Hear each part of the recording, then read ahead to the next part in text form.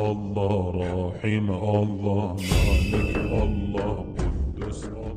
You realize that the previous guest, speaking. by the way, like atheist people and the tradition, like just modern today, like just modern philosophers, bro. No one takes classical theism seriously, bro. The whole entire analytical. That's just a appeal ad popularum. That's not an actual argument. No, I'm not using that as a means to justify it. You are. I'm just telling you. You're literally. I hope you're not. I hope you're not right appealing to the now last by guy. using appeal to popularity. Yeah, but wait, you just appealed to the last guy, right?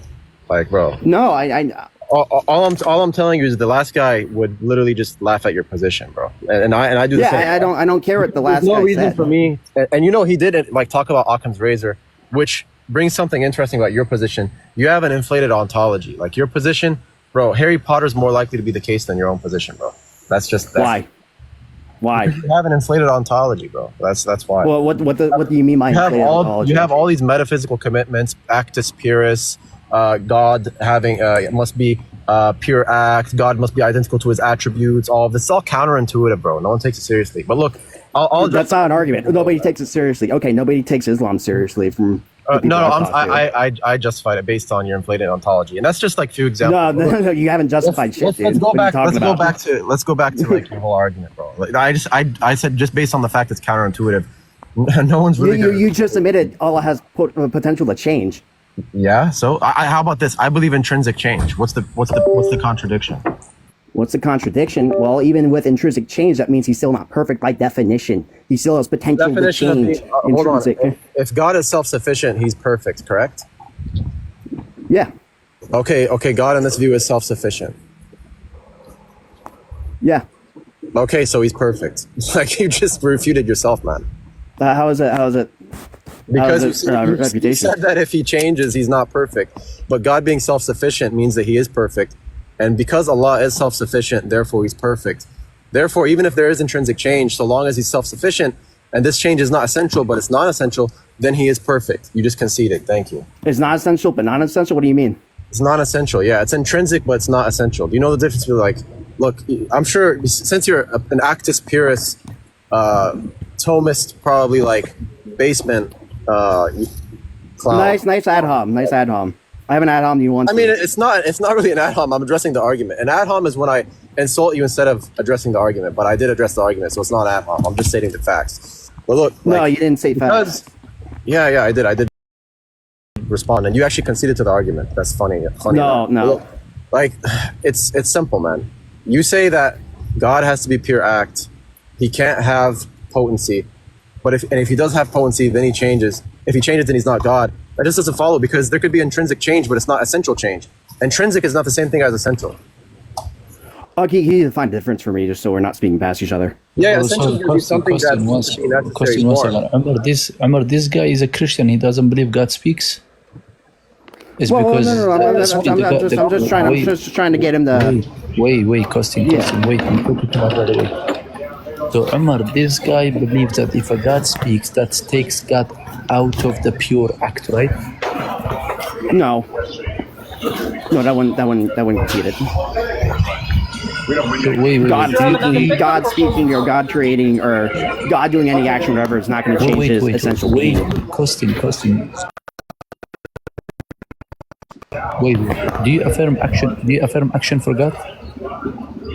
What was that? I didn't hear you. Any action for God in a time? Affirm action? What do you mean by affirming action? Do you affirm any action for God on time or in time? Are you trying to say that, God's acting in time, yet God is also outside of time because he created time? Is that the argument you're trying to run with? Do you affirm acting for God in time? I mean, God acts outside of time, but he can influence in time. He's all powerful. There's no necessarily contradiction there. Yeah, but the thing is, when it comes to causality, it's known that the cause precedes the effect, third the principle of causality, and then now you're saying that there's this intrinsic cause. This is what I'm talking about. I'm sorry to interrupt. Someone has like horrendous background noise. I can't hear either of you guys. Yeah, I don't know if it's. He's next to one. So look, like, this is what I'm talking about. Like this type of metaphysical commitment. Like, look, it's known that the cause is going to be temporal, but when it comes to God, in your view, it's atemporal. But then how does an atemporal cause correspond with effects that are temporal, but are also not eternal? This is what I'm talking about. This type of stuff, it's just like inflated. It's just gibberish, bro. I'm sorry. Well, I mean, that would apply to the same thing with you, since Allah also is atemporal. Look, I don't see why that's necessarily an argument. I'm talking about the cause. I'm talking about the cause, bro. No one believes that God himself. I'm talking about his cause. You believe in one act from eternity. This big bundle, one act from eternity. Everything, God is pure act. You believe in, obviously, like primary act, secondary act. I don't know if you hold to the Thomistic view, but I haven't read enough Thomas Aquinas I mean, to make it's almost on that. all the same. It's almost all the same, to be honest. There's very minor differences, but like So then Umar, he believed that God spoke to. So Umar, he doesn't believe that God Moses and really David speaks. at the same time. He does. Yeah. He believes that God doesn't. He doesn't. I don't think that he believes that God really speaks, because he would have had to have spoken in time. Otherwise, he's just like, what does it mean for God to hear in his view? Right? Hearing is just going to be the knowledge. Hearing, speaking, and seeing. Well, exactly. how So though? Costin- How? The question when Because Jesus said it's to really you, the case ask that. anything. I'm sorry. Oh, sorry. So One when at a time. Jesus said, ask anything, when Jesus said, ask anything in my name, does Jesus hear you when you ask it in his name? Sure. Okay, is he hearing you in time? Or what? Is he hearing you from eternity? Well, he's eternal. And I'm asking you, when you say, Jesus, give me this, does he hear you in that moment? Yeah. So he act in time. Yeah, you can act in time. There's no contradiction there. So the essence of God act in time? Yeah, God is all powerful. He's omnipotent. He can act in time. He can act within his creation. I don't see the contradiction there. I thought that you're a classical theist. Like, you're contradicting your own belief now. Go ahead now. It's clear. Classical theism is like. No, look, I never said I was a classical theist. That's why I was like, why are you divine simplicity is calling me going the to basement result in too? that, right? Like, look, divine simplicity. You're going to believe that the cause is atemporal, and all of these things, like for example, God speaking. This is just going to be like a created effect. You're not going to hold to the fact that God does act in time, because acting in time would mean that he changes. So you yourself just said that your God changes. No, how does his being change though? Because he wasn't, the act wasn't from pre-eternity in your view now. Now you believe that there are acts that were successive, therefore God would have gone from not doing to doing, which means in your worldview, change. No, I don't see how that necessarily follows. If you mind just restating that in a bit simpler language, I'm more of a concept guy. Do you believe that God heard a sound after he didn't hear it? Heard this sound after he didn't hear it? Yeah. Yeah, wow. I might have actually concede this one for the time being. I haven't read enough.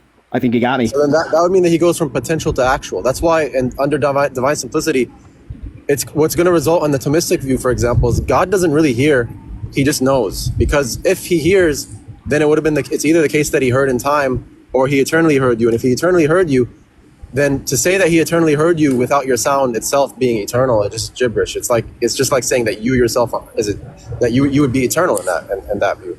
Otherwise, just like God is hearing this created sound, it's like, yet you're not eternal. It's just going to be unintelligible. Yeah, I guess you get a GG out of me. I haven't read enough to really defend this position fruitfully. No problem. To where we could have an actual fruitful conversation. So you get the GG out of me. But do you believe that? Look, we might have gone. Respectfully, you believe just that, because like, divine simplicity, for example. Hold on. Let me just finish the point real quick, because I actually do have to get going soon. What I am going to say though is I will say you have me on a good point. I don't know how to answer this question, but I'm not going to necessarily change my view just yet. You don't have to look. You can look into it, but like, let's say hypothetically, divine simplicity was false. You would believe that God does. Like, you wouldn't be an atheist, right? Because I've spoken to some people who hold the divine simplicity. They're like, well, if divine simplicity is false, I'd be an atheist, and I think that's absurd. Like, I would never be an atheist, because that's the most like illogical position. To be honest, that's you have to reject so many things in order to be an atheist that correspond to reality. Like, let's say no, I'm not an atheist. Like, yeah. So like, let's say divine simplicity is false, then what you should do, at least in the meantime, you should look into Islam, because we hold to a neoclassical theist view, and it's going to be more like it's going to be a more simple explanation, you know. And because of this, we're not going to have this inflated ontology where the likelihood of our belief being true is going to get lower.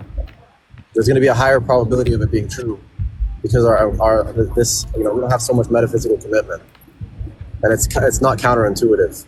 Like, look, it's intuitive to say that when you cause something, a cause is going to be temporal, but when you say a cause is atemporal, it just, I don't know, it just becomes like gibberish, to be honest.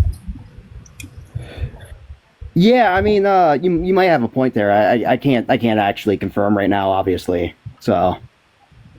All good, man. I mean, we got like on the wrong foot, but we can have more conversations about this.